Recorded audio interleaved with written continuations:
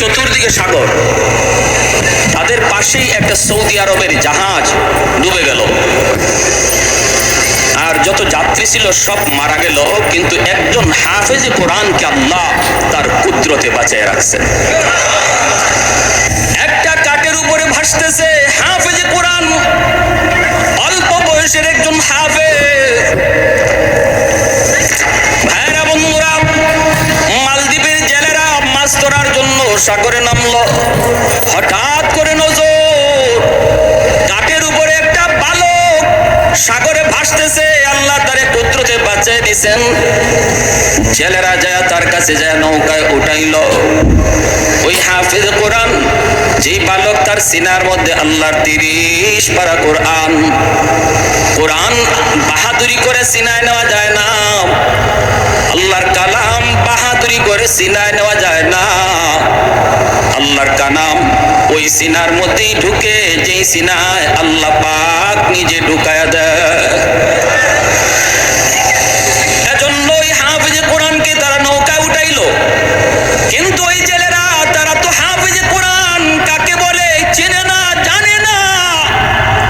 কোরআনের হাফেজের মহত্ব বরত্ব জানে না, জানার কথাও না, কারণ তারা ইসলাম কি জিনিস তাও বুঝে না। নৌকায় করে মালদ্বীপ বাজারে উঠাইলো। তখনকার সময় মানুষ বেচাকেনা হইতো। এই ছোট্ট বালক যার সিনার মধ্যে আল্লাহর 30 পারা কোরআন রয়েছে, রে আল্লাহর গোলাম, বাজারে উঠাইলো তারে বিক্রি করার জন্য। অনেক কাস্টমার আসে তারে কেনার জন্য, কিন্তু এমন পয়সা চায়, এমন টাকা চায়, কেউ সাহস করে না তারে কেনার। কিন্তু ওই এলাকার একজন হিন্দু মহিলা ছিল, বড় ধনী। ওই মহিলার সম্পদের কোনো অভাব নাই, কিন্তু একটা ছেলে সন্তানের বড় অভাব আছে, শুধু একটা মেয়ে সন্তান।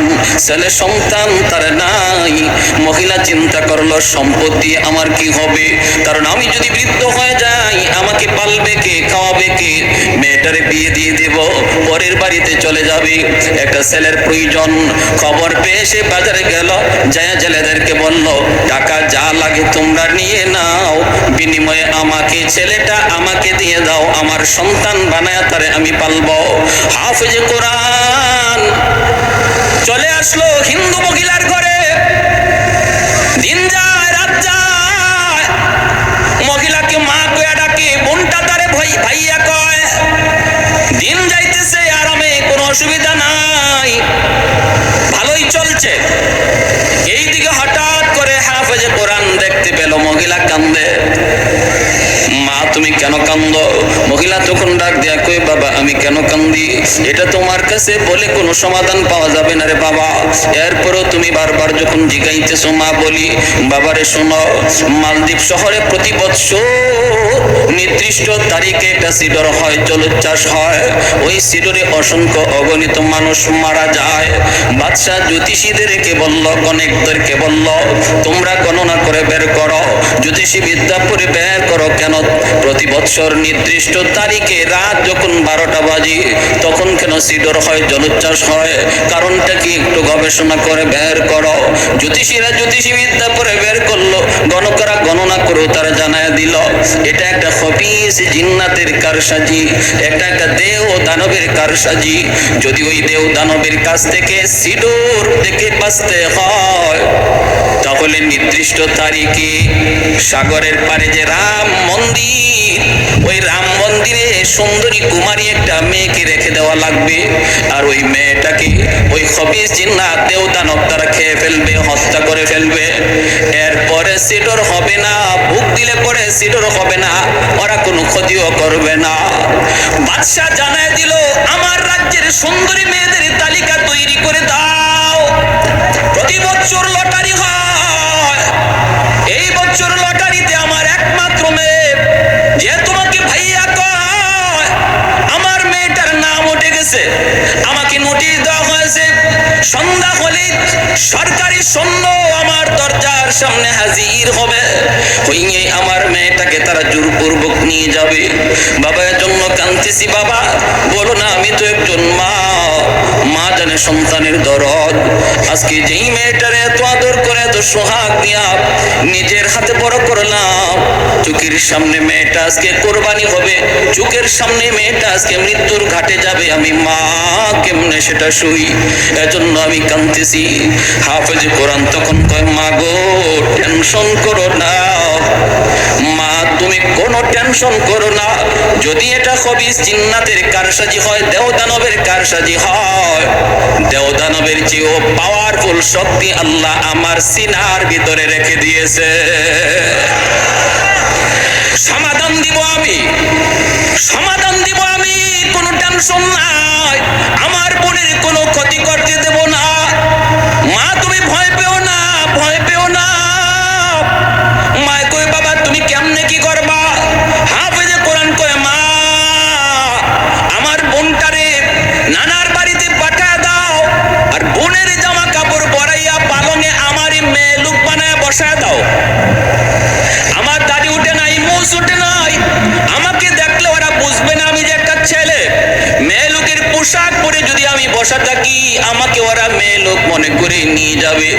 নিয়ে যাক, তারপরে যা হয় আমি সেটা বুঝবো। মা তখন কান্দে, না রে বাবা না, বড় আশা করে তোমাকে এনেছি, না তোমাকে আমি হাতছাড়া করতে পারবো না। তুমি যদি চলে যাও, তোমার যদি কোনো ক্ষতি হয়, আমি মা কাকে নিয়ে স্বপ্ন দেখবো, কাকে নিয়ে আমি বাঁচবো?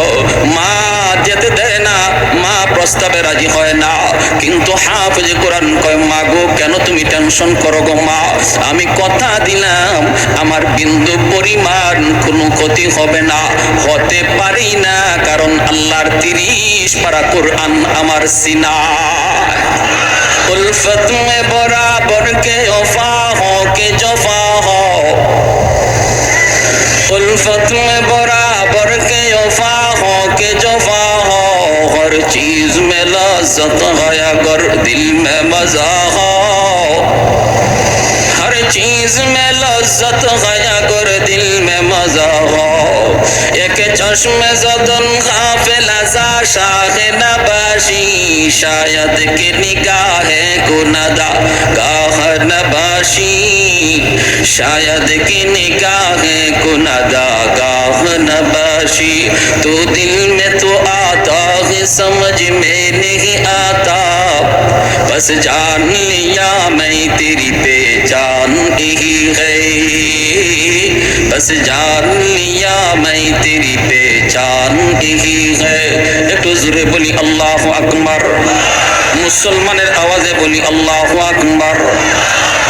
ভাইরা বন্ধুরা, কোরআনের পাওয়ার আসেনি না নাই? আর একটু জোরে, কোরআনের শক্তি আসেনি না নাই? আল্লাহর কালামের পাওয়ার আসেনি না নাই? প্রমাণ হবে, প্রমাণ হবে। ভাইরা বন্ধুরা, মহিলা কান্দে কয়, না না বাবা আমি তোমাকে হাতছাড়া করব না, তোমার যদি কোনো ক্ষতি হয়ে যায় আমি মা কাকে নিয়ে স্বপ্ন দেখব? না বাজান আমি রাজি না। কিন্তু ছেলে বলতেছে, মা টেনশন করবা না, টেনশন করবা না, কোনো ক্ষতি আমার হবে না, বোনটারে নানার বাড়ি পাঠায় দাও, নানার বাড়িতে পাঠায় দাও। ভাইরা বন্ধুরা, নানার বাড়ি পাঠায় দিল। ছেলেটারে বোনের কাপড় পরাইয়া, মেয়ে লোকের কাপড় পরাইয়া পালঙে বসায় রাখলো। এইদিকে সন্ধ্যার টাইম, যেই মাত্র সরকারি ফৌজ দরজার সামনে এসে নক করেছে, এমনি মহিলা দরজা খুললা দেখি সরকারি ফৌজ। মহিলা তো আল্লাহ চিনে না, কোরআন চিনে না, কোরআনের মহত্ব বরত্ব জানে না, ঠিক কিনা? আল্লাহর কোরআনের সংস্পর্শে আর সোহবতে যারা আয় তারা কোরআনের পাওয়ার জানে, যারা কোরআনের কাছে আয় না তারা কোরআনের পাওয়ার জানে না, চিনেও না, ঠিক কিনা? আল্লাহর কোরআনের পাশে যারা আয়, সংস্পর্শে আয়, সোহবতে আয়, তাদের মধ্যে কোরআনের আসর যায় পড়ে। আল্লাহর কোরআন যেই কাপড়ের সাথে লাগে ওই কাপড়টা দামি হয়ে যায়, আল্লাহর কোরআন যেই কাঠের সাথে লাগে কাঠটা দামি হয়ে যায়। 10,000 20,000 টাকা গজের কাপড় যদি পায়ে লাগে আমাদের শরীর ঘামে না, পশম খাড়ায় না, ইন্না লিল্লাহ বলি না। কিন্তু আল্লাহর কোরআনের বস্তু নিয়ে যে কাপড় দিয়ে বানানো হয়, ওই কম দামি কাপড় যদি আমার পায়ে লাগে সাথে সাথে কলিজা কেঁপে উঠি, সাথে সাথে আমি কপালে চুমুকাই, সাথে সাথে আমি আমার টুটে লাগাই। আমার ভাইরা বন্ধুরা, আল্লাহর কোরআনের যেই আসে সেই কোরআনের খাতিরে দামি হয়ে যায়। অতএব কোরআনের মধ্যে কি আছে না আছে যদি জানতে হয়, আলেমদের কাছে আসা লাগবে, মাদ্রাসায় আসা যাওয়া করা লাগবে, কোরআন পড়া লাগবে, কোরআন পড়নেওয়ালাদের কাছাকাছি আসা লাগবে, ঠিক কিনা? আলাইকুম বিমুজালাসাতিল উলামা ওয়া ইসতিমাই কালামিল হুকামা ফাইন্নাল্লাহ তাআলা ইউহয়িল কলবাল মাইয়িতা বিনূরিল হিকমা কামা ইউহয়িল আরদাল মাইতাতা বিওয়াবিলিল মাতার। এজন্যই নবী বলেন, উম্মতের দল, ফিতনার জমানায় যদি ঈমান বাঁচাতে চাও একা একা হাঁটবা না, নিজেরে তুমি বড় কিছু মনে কইরা না। যদি দৌলতে ঈমান ফিতনার জমানায় তোমার বাঁচাইতে হয়, আমি নবী ভবিষ্যৎবাণী করে গেলাম, আমার উম্মতের উলামায়ে কেরামের সাথে মিলে মিশে থাকবা। উলামায়ে কেরামের সাথে যাদের সম্পর্ক থাকবে, নবীর হাদিসের ভাষায় তার ঈমান হেফাজত থাকবে। আর যারা বলবে যে আলেম উলামা লাগবে না, আমি কি কম বুঝি, বাংলায় কোরআন বের হয়ে গেছে, তাফসীর বাংলায় বের হয়ে গেছে, এখন ইমাম সাহেব কেন লাগবে, মাদ্রাসা কেন লাগবে, বুঝবেন খুব কম দিনের ভিতরেই শয়তান তার দলে নিয়ে যাবে। ভাই, যদি আপনি আলেম উলামার সাথে সম্পর্ক রাখেন, ইমানের ডাকাত যে আপনার লেবাস পরে, ইসলামী লেবাস পরে আসছে আপনার ইমান ডাকাতি করার জন্য, আপনি তারে চিনবেন না। উলামায়ে কেরামের কাছে রাডার আছে, রাডার, ওই রাডার দিয়ে উলামায়ে কেরাম চিনবে সে ইসলামের বন্ধু নাকি দুশমন, সে চিনায়া দিবে। যখনই আপনারে বলবে এভাবে হয় না, এভাবে করলে হয়, এভাবে নামাজ হয় না, এভাবে পড়লে নামাজ হয়, এভাবে জানাজা হয় না, এভাবে পড়লে জানাজা হয়, এভাবে জুম্মা হয় না, এভাবে পড়লে জুম্মা হয়, যত যা কিছু আপনারে বলবে, কখন বলবে? যখন দেখবে আপনি একা একা হাঁটেন, নিজেরও অনেক বড় পণ্ডিত মনে করেন, নিজে নিজেই কোরআন পড়েন, কোনো আলেমের কাছে যান না, তখনই আপনাকে সেই কথাগুলা বলবে। আর যখনই দেখবে আপনার সম্পর্ক ইমাম সাহেবের সাথে, সম্পর্ক মাদ্রাসার সাথে, সম্পর্ক মুফতি মুহাদ্দিসের সাথে, তখন আপনার ধারে কাছেও আসবে না। এটাই আমার নবী বলে গেছেন, এই কথাটাই আল্লাহর নবী বলে গেছে। সাবধান, সাবধান, আল্লাহর দোহাই। আপনি বাংলা পড়তেছেন, কোরআন পড়তেছেন, আমি নিষেধ করি না, পড়েন, কিন্তু পড়ার পরেও বোঝাটা বুঝতে হবে একজন আলেমের কাছ থেকে, ঠিক কিনা ভাই? পড়ার পরেও চূড়ান্ত বুঝটা নিতে হবে একজন আলেমের কাছ থেকে, জান্নাওয়ালা আলেমের কাছ থেকে। আজকের সমাজে আমাদের অনেক মুসলমান ভাই এই ব্যাপারে পথভ্রষ্ট হয়ে যাচ্ছে, গোমরা হয়ে যাচ্ছে, আলেমদের সাথে তার অন্তরে বিদ্বেষ জন্ম নিচ্ছে। আমার ভাইরা, বন্ধুরা, হাফেজে কোরআন যতই মহিলাকে বুঝায়, মহিলা তো বুঝ মানতে রাজি না। দরজা খোলার পর যখনই দেখলো সরকারি ফৌজ, সাথে সাথে কয় রাম রাম রাম, আসেনি না? ভয় পাইলেই কয় রাম রাম রাম। হাফেজে কোরআন মনে মনে কয়, মারে তোমার রামে বাঁচাইতো না, বাঁচাইবে আমার আল্লাহ। ঠিক, অবাক কিছু দেখলেই ওরা রাম রাম, অবাক কিছু দেখলেই ভগবান কইতে দেরি করে না। কিন্তু ভাইরা, ইসলাম এটা বলে না। বটগাছ কোনোদিন দেবতা হতে পারে না, গঙ্গা কোনোদিন দেবতা হতে পারে না, তুলসী গাছ কোনোদিন দেবতা হতে পারে না, গাভী কোনোদিন দেবতা হতে পারে না। অবাক কিছু দেখলেই যদি খোদা মনে করো, এজন্যই তো 33 কোটি দেবতা হইছে। কাবা শরীফে ছিল মাত্র 360টা দেবতা, এরপরে যা দেখে ঈদের ওই খোদা কয়, কইতে কইতে 33 কোটি, ঠিক না? উসমান হারুনি আল্লাহর বহুত বড় ওলি, আল্লাহর বহুত বড় ওলি উসমান হারুনি, খাজা মঈনুদ্দিন চিশতি রহমাতুল্লাহি আলাইহির উস্তাদ। খাদেম নিয়ে রওনা দিয়েছেন, শীতের রাত, ওযু করবেন, একটু ওযুর পানি গরম করা লাগবে। খাদেমকে বলতেছেন, বাবা দেখ তো কোথাও একটু আগুন পাওয়া যায় কিনা। খাদেম তালাশ করে করে পেয়ে গেল কিছু আগুন। আগুনের চতুর্দিকে মানুষজন দাঁড়ায় দাঁড়ায় আগুনের পূজা করে আর উলু উলু উলু উলু দেয়। খাদেম যায় বলতেছে, ভাই রে, তোমরা একটু আগুন দিবানি? কয় কেন? কয় উস্তাদের ওযুর পানি গরম করব। সাথে সাথে অগ্নি পূজারীর দল, ওদের মাথা গরম হয়ে গেল। কই কি, আমরা আগুনের পূজা করি, এই আগুন নিয়ে তুমি ওযুর পানি গরম করবা? দেও না ভাই, একটু আগুন নিলে কি আগুন কমবে নাকি? কয় কমবে কি বাড়বে তা জানি না, তবে আগুন দিমু না। চলে গেলেন, যায় উস্তাদকে বলতেছেন, উস্তাদ জি আগুন তো পাইছে, কিন্তু আগুন ওরা দিবে না কেন? কই ওরা আগুনের পূজা করে। আল্লাহর ওয়ালি উসমান হারুনি কয়, আমাকে নিয়ে যাও। ইনি আসলেন, আইসে ইনি আবার আগুন চাইলেন, দিতে নারাজ। কেন দিবা না? কয় আগুনের পূজা করি। কেন পূজা করো? কয় বাপে করছে, দাদায় করছে। কেন করছে? কয় আগুন মরার পরেই জ্বালাবে না। আগুনের পূজা করলে আগুন মৃত্যুর পর জ্বালাবে না, মায়া করবে, মায়া করবে। আল্লাহর ওলি উসমান হারুনি কয়, এত বৎসর যাবত আগুনের পূজা করো, তাহলে একটু যাচাই করে দেখো আগুন তোমাদেরকে মায়া করবে কি করবে না। দুনিয়াতে আঙ্গুলটা আগুনের ভিতর দিয়া দেখো, আগুন আঙ্গুল জ্বালায় কি জ্বালায় না। যদি দুনিয়াতে আঙ্গুল না জ্বালায় তাহলে বুঝবা মরণের পরেও জ্বালাবে না। আর যদি দুনিয়াতে আঙ্গুল জ্বালায়, বোঝা গেল 60 বছর 70 বছরের পূজা আগুনে তোমাকে রেহাই দিবে না। অগ্নি পূজারীরা কই, মৌলবী বুঝছি তুমি আসছো আমাকে আগুনে জ্বালানোর জন্য। আগুনের স্বভাবটাই তো জ্বালানো, আগুনে কিছু দিলেই তো আগুন জ্বালায়, আগুনে কারে না জ্বালায়। উসমান হারুনি কয়, কি কইছো তোমরা পাগল আহমক? আগুনের স্বভাবটাই জ্বালানো নয়, আগুন চাইলেই জ্বালাইতে পারে না। আগুনের মালিক যদি আদেশ দেয় তবে আগুনে জ্বালায়, আর যদি মালিক আদেশ না দেয় আগুন জ্বালানোর কোনো ক্ষমতা নাই। যদি আগুন নিজেই জ্বালাইতো তাহলে ইব্রাহিম খলিলুল্লাহকে কেন জ্বালাইলো না?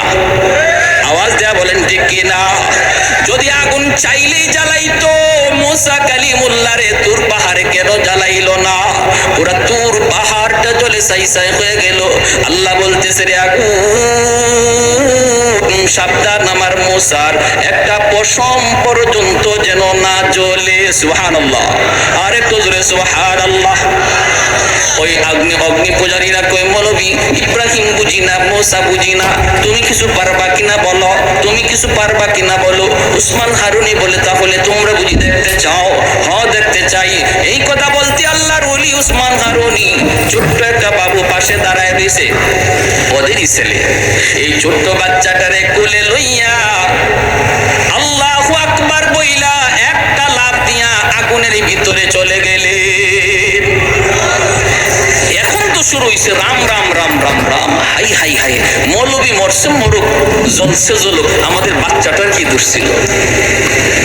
হঠাৎ করে আগুনের ভিতর ওরা তাকায় তাকায় দেখি আল্লাহু আকবার, ঘটনা কি? মৌলবী যে বাচ্চাটারে নিয়ে আগুনের ভিতরে ঢুকলো, আগুন তাদের চারপাশ দিয়ে দাও দাও করে জ্বলে, কিন্তু আগুন তাদের গায়ে লাগে না। বাচ্চাটারে নিয়ে ওসমান হারুনি আগুনের ভিতরে তিনি আদর করতেছেন, চুমকাইতেছেন, মায়া করতেছেন।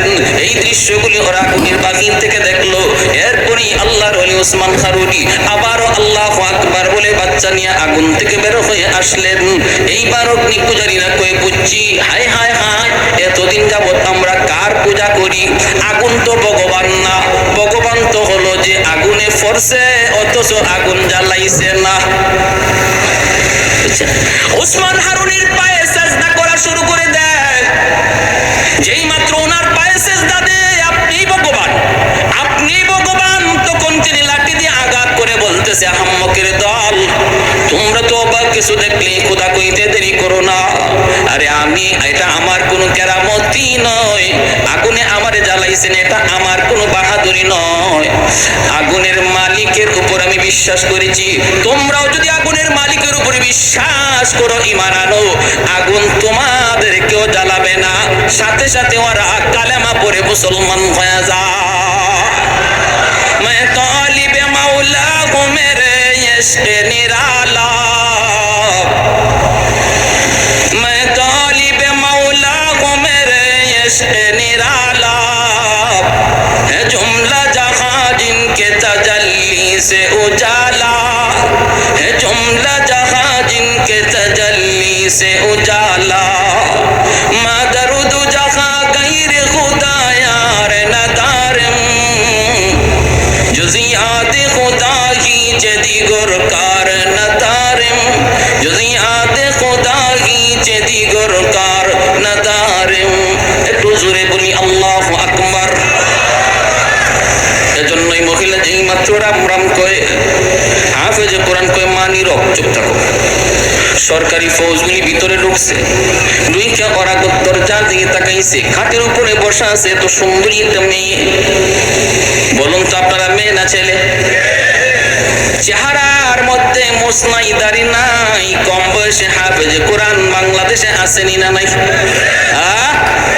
শুধু আছে তা নয়, বিশ্ব মানচিত্রে যে কয়জন বাংলাদেশের নাম দুনিয়া জুড়ে উজালা করেছে সবাই কম বয়সের, এখনো দাড়ি মোছ তাদের উঠে নাই, ঠিক কিনা? বাংলাদেশের নাম সুনাম যারা বয়ে আনলো তারাই হলো কোরআনের পাখি, এদেশের সম্পদ, ঠিক কিনা? দুর্ভাগ্য আমাদের কপাল পুরলো, যাদের খাতিরে দেশ বাংলার জমিনে মানচিত্রে পরিচিত হলো, আজকে তাদের কদর আমাদের সমাজে আর দেশে হয় না।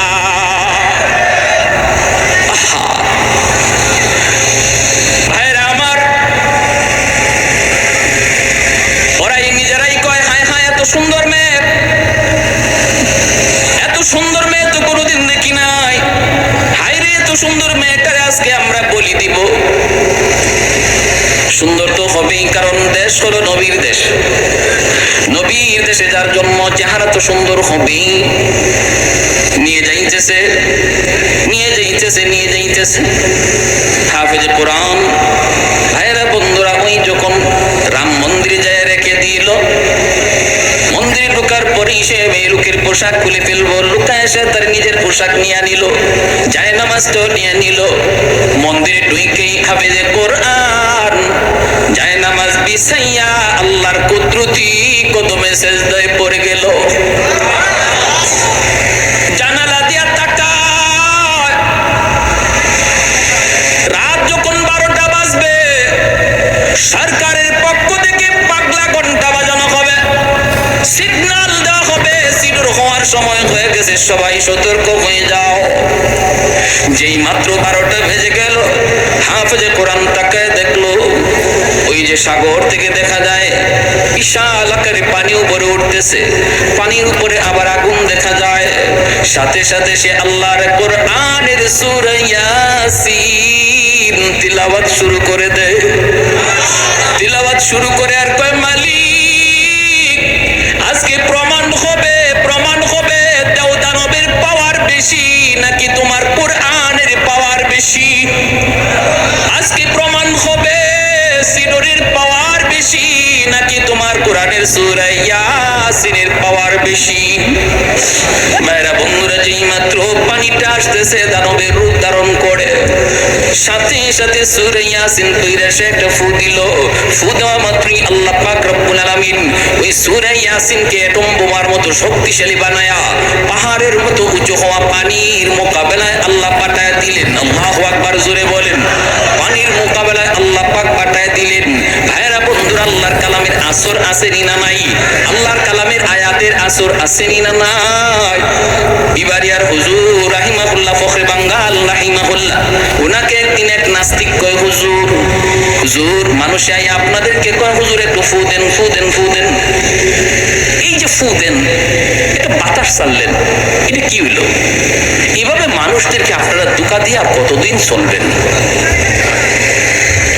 ওইটা ওই বর্তমান নাস্তিকদের সাথে মিল আসেনি না নাই? জান্নাত জাহান্নাম কোত্থেকে আসলো? জান্নাত জাহান্নাম তো হইব কিয়ামত হওয়ার পরে। হুজুরে যে মেরাজের ওয়াজ করতে গিয়ে জান্নাত জাহান্নামের কথা বললো, জান্নাত জাহান্নাম তো আল্লাহ বানাইছি ওই না, নাউজুবিল্লাহ কর। কেমন পণ্ডিতের পণ্ডিত বুঝেন।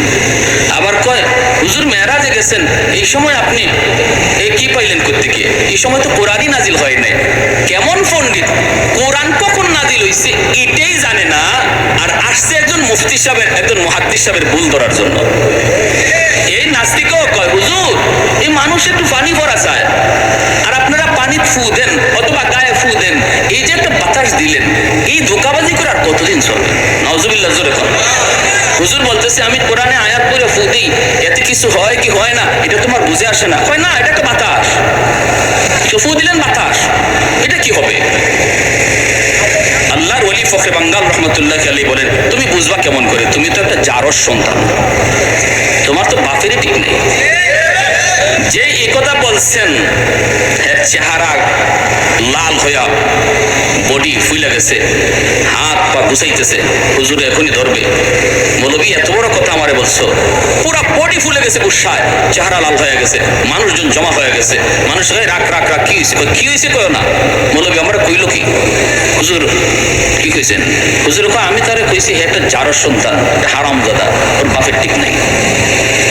মানুষকে হুজুর আপনি অত বড় একজন হুজুর, হুজুর এই গালিটা কেমনে দিলেন? হুজুর বলতেছে আইসা আইসা হুজুর আমি যে তারে গালি দিছি মূলত গালি না, আমি তারে জবাব দিছি, জবাব। সে যা জানতে চাইছে ওটা জানাইছি। কেমন? হে জানতে চাইছে যে আমরা যে কোরআনের আয়াত করে ফু দেই, এই ফুতে কি হয়? ফু তো একটা বাতাস, এই বাতাসে তো কিছু হওয়ার কথা না, আমরা নাকি এরকম ফু ফা দিয়ে দুকাবাজি করি। এটা বুঝাইছি তারে। কেমনে বুঝাইছেন? বুঝো না তোমরাও? আমি যে ওরে হারামজাদা বলছি, এটা একটা বাতাস ছাড়ছি, বাতাস। কি ছাড়ছি? ভালো করে বুঝছেন? তারে কি মারছি? না। তারে কি ইটা মারছি? না। তারে কোনো ধরনের টাচই আমি করি না, শুধু একটা বাতাস ছাড়ছি। এই বাতাসটাও একটা নাপাক বাতাস, একটা গালি। এতে করে দেখেন তার চেহারা লাল হয়ে গেছে, তার বডি ফুলে গেছে। একটা নাপাক বাতাসে যদি এমন আসর থাকে, তার চেহারাটারে ফুলাইয়া দেয়, বডিটারে লাল করে দেয়। কোরআনের আয়াত পাক, কোরআনের আয়াত করে বাতাস দিলে যে আসর করে, এটা বুঝাইবার লাগে তারে গালিটা দিছি। আপনারা বুঝছেন? নুরুদ্দিন ঘরপুরি রহমতুল্লাহ গেলি সিলেটের, আমাদের সিলেটের বহুতপুর একজন আল্লাহর ওলি ছিলেন। হুজুরের শনি মঙ্গলবারে ফু দিতেন, পানি ফোড়া দিতেন, পানি ফোড়া। তো মানুষজন এরকম পানি নিয়ে যেত, তো হুজুর অনেক ব্যস্ত থাকতেন। এজন্য মাঝে মাঝে করতেন কি, মাদ্রাসার সামনে একটা পুকুর ছিল, হুজুরে ওই পুকুরের মধ্যে ফু দিয়া চলে যেতেন, আর মানুষকে বলতেন তোমরা পুকুর থেকে পানি নিয়ে যাও। তো হুজুরে পুকুরে ফু দিয়া চলে গেছেন, মানুষের পুকুর থেকে ওই বোতল ভরে ভরে পানি নিয়ে যেত, কাজ হয়ে যেত। এবার একদিন এক লোক আসছে, হুজুরের খুব মহব্বতের, খুব মহব্বত, এরকম একটা কাচের জগ, এই কাচের জগ নিয়ে আসছে। অসুবিধা হইতেছে আপনাদের? এরকম কাচের জগ ভরা পানি নিয়ে আসছে। আইসা বলতেছে হযরত আমার একটু পানি ফোড়া, হুজুর একটু ফু লাগবে। হুজুর বলতেছে কেন? আমি তো পুকুরে দিয়ে আসলাম, তুমি পুকুর থেকে নিয়ে যাও। হুজুর আমার কেমন কেমন না, হুজুর আমার এটাতে দিয়া দেন। এত বড় পুকুর, ফু দিছেন এক কোনায়, ওই জায়গায় ফু লাগে নাই না লাগছে এটাও জানি না, কোন ভাই ফু গেছে আর কোন ভাই গেছে না, আমি কই থেকে পানি নিব? হুজুর আমার জগটার মধ্যে একটা ফু দিয়া দেন। হুজুর বলতেছে ও আমার ফু পুকুরের কোন দিকে গেছে আর কোন দিকে গেছে না এটা তোমার একই নিতেছে না, তোমার জগে ফু দিতাম। ঠিক আছে জগ ধরো, কাচের জগ তুমি ধরো, আমি ফু দেই। কাচের জগটা এইবার ধরে, আমাদের উস্তাদরা পাশে দাঁড়ানো, সবাই দেখতেছে, এই কাচের জগটা সেইভাবে ধরে রাখছে, আর হুজুর একটা ফু দিছে। ফুটা দেওয়ার সাথে সাথে কাচের জগ টাস টাস করে ভেঙে পড়ে গেছে। কিসের পানি? পুকুরে ফু দিছি তোমার একই নয় না, জগে ফু দিই মধ্যে। ঠিক আছে জগ ভালো করে ধরল, জগই নাই। জগ আছে, জগই নাই। হাফিজ কোরআন আল্লাহর কালাম সূরা ইয়াসিন পড়ে ফু দিল, আল্লাহ ওই কোরআনের সূরা ইয়াসিনকে এমন পাওয়ারফুলে বোমা বানায় দিলেন, সাগর থেকে পাহাড় পরিমাণ উঁচু হয়ে যে সিডোর আসতেছে, এর মোকাবেলায় চলতেছে, সিডোর আসতেছে, আল্লাহর কোরআনও যাইতেছে। আল্লাহু আকবার, জোরে বলেন। আমার ভাইরা বন্ধুরা, সামনের দিকে যায়, মোকাবেলা হয়ে গেল আল্লাহর কোরআনের সাথে। মুহূর্তের ভিতরে সাগরের সিডোর, পাহাড় পরিমাণ উঁচু যে সিডোর ছিল, সাগরে আবার দেবে গেল। মুহূর্তের ভিতরে আল্লাহর কোরআন জয়ী হয়ে গেল, আর দেবদানবের কারসাজি পরাজিত হয়ে গেল। ভাইরা বন্ধুরা, সকালবেলা আসছে ওরা লাশ নেওয়ার জন্য, লাশ। কারণ প্রতিদিন প্রতি বৎসর সকালবেলা ওরা লাশ নিয়ে যায়, রাতে যদি সিডোর না হয় তাহলে মন্দির থেকে লাশ নিয়ে যায়। আসছে সরকারি ফৌজ লাশ নেওয়ার জন্য, আইসা দেখে লাশের কোনো বংশ নাই, বরং মন্দিরের ভিতরে একজন কোরআনের হাফেজ বসে বসে কোরআন কোরআন তিলাওয়াত করতেছে। ইয়াসিন ওয়াল কুরআনিল হাকীম ইন্নাকা লামিনাল মুরসালিন। আল্লাহর কোরআন পড়তেছে। সরকারি ফৌজরা আইসা কয়, কি রে বেটা তুমি এখানে কি করো? লাশ কোথায়? হাফেজ সাহেব কয়, লাশ কোথায় পাইবা? লাশ কোত্থেকে আসবে? কয় কেন? গতকাল যেই মেয়েটাকে আমরা রেখে গেলাম এই মেয়েটার লাশ নেওয়ার জন্য এসেছি। হাফেজ সাহেব কয়, মেয়ে তোমরা আনো নাই, আমারই তোমরা আনছ। ফৌজরা কয়, কও কি তুমি? বলে হ্যাঁ, আমাকে তোমরা নিয়ে আসছো। আমার বোনকে নানার বাড়ি পাঠিয়ে দিছি। যারে তোমরা মনে করো মেয়ে, সে তো নানার বাড়িতে পিঠা খায়। আর আমি তো আমার বোনের জামা কাপড় পরে বসেছিলাম। আমাকে মেয়ে লোক মনে করে তোমরা নিয়ে আসছো। তাহলে সিডর যে হলো না, তুমি যে মরলা না, ঘটনা কি? হাফেজ সাহেব কয়, তোমরা কি মনে করো গো? তোমরা তো আল্লাহকে চেনো না, আল্লাহর কালাম কত পাওয়ারফুল তাও জানো না।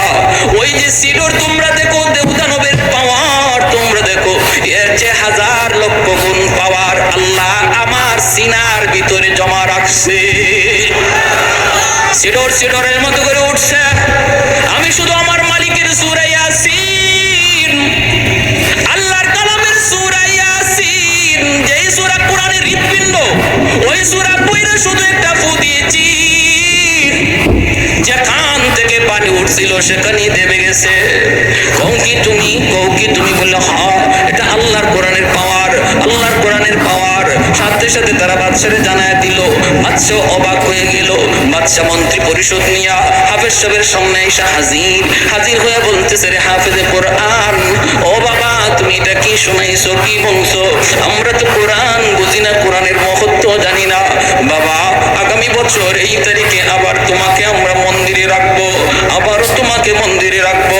আমরা নদী সাগরের পাড়ে দাঁড়ায় দাঁড়ায় দৃশ্যগুলি দেখবো।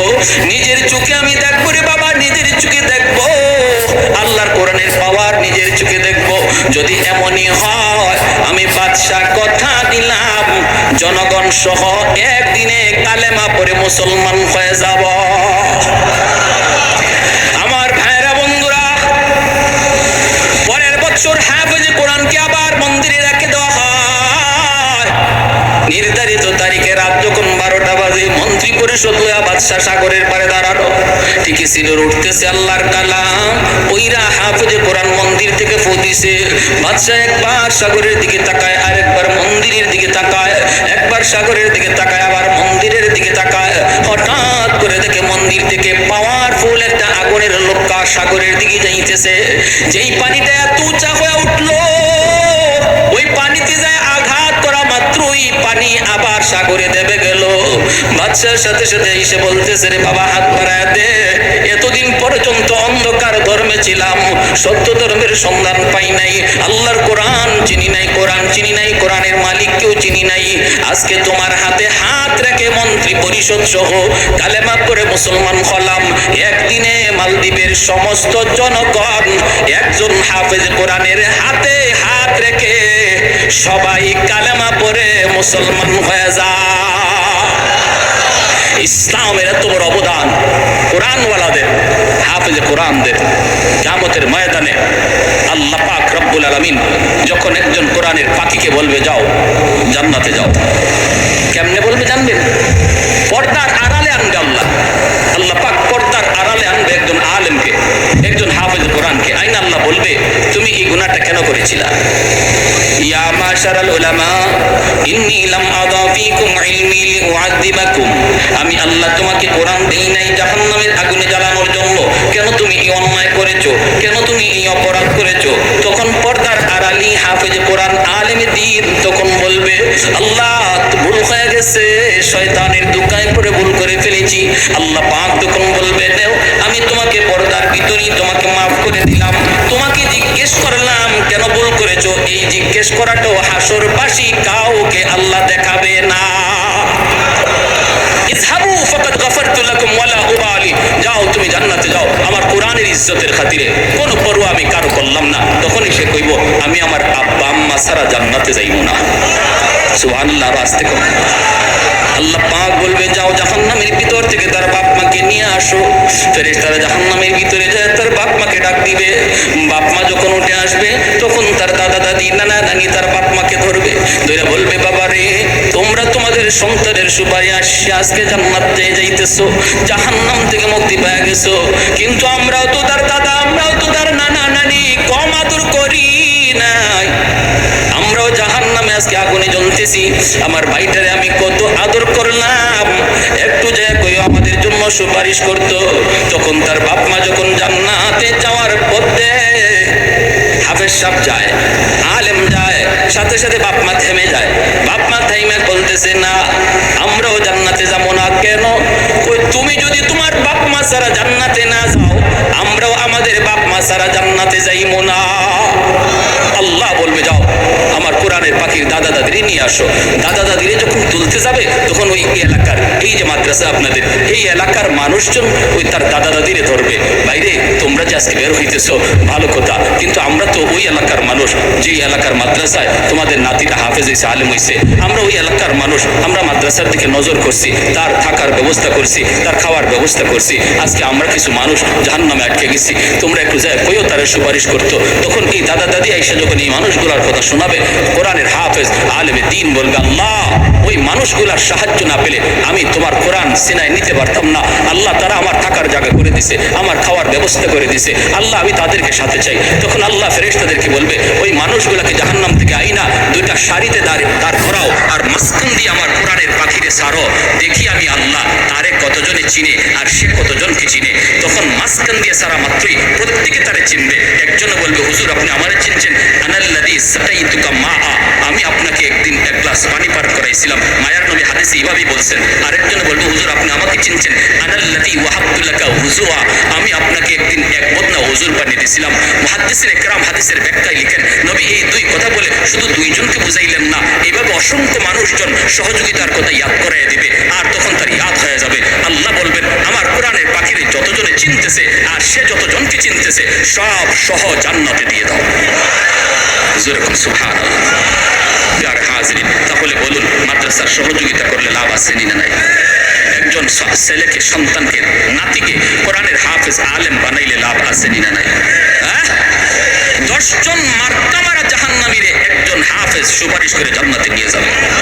মা বাবা দাদা দাদি নানা নানি শ্বশুর শাশুড়ি, আরেকজন হইল যেই বাড়ির সে খাইয়া হাফেজ সাহেব হইছে অথবা যিনি তারে সারা বছর খাওয়াইয়া হাফেজ কোরআন বানাইছে ওই বাড়ির লজিং মাস্টার নেই।